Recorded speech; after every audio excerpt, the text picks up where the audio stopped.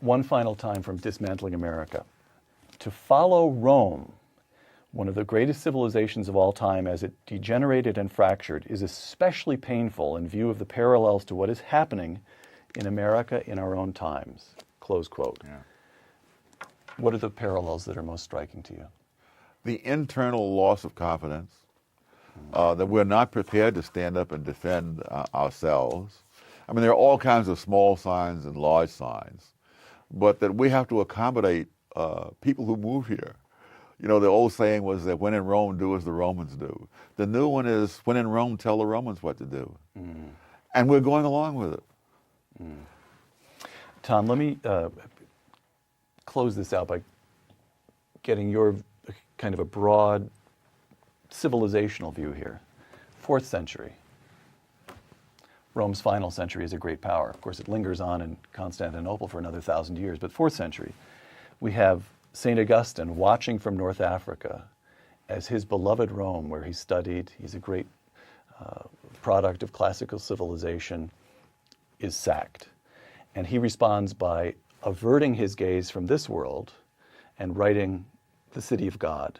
He shifts his attentions to heaven. A few decades later, we have St. Benedict of Nursia up in northern Italy. And he's the founder of great monasteries, attempting to hoard, in a certain sense, what learning he can, and hoping that later there will be regrowth. And he adopts a motto which translates from the Latin, to pruned, it will grow again.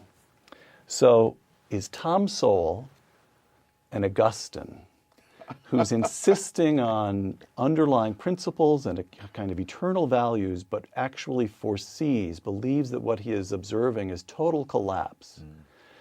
Or is he a Benedict, hoping for, preparing for, doing what he can to initiate rebirth?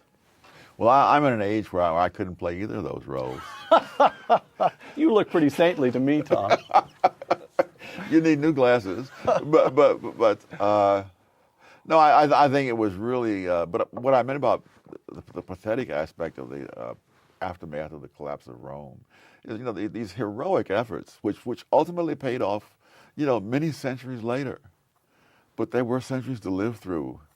Imagine, The Dark Ages were dark. Yes, imagine living in the midst of ruins that you don't even have the knowledge to repair, much less to build. You know?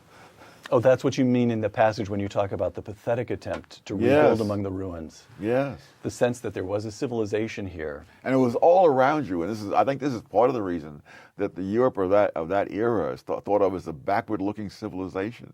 They had good reason to look backwards because the people before them had achieved far more than they were capable of achieving or even sustaining.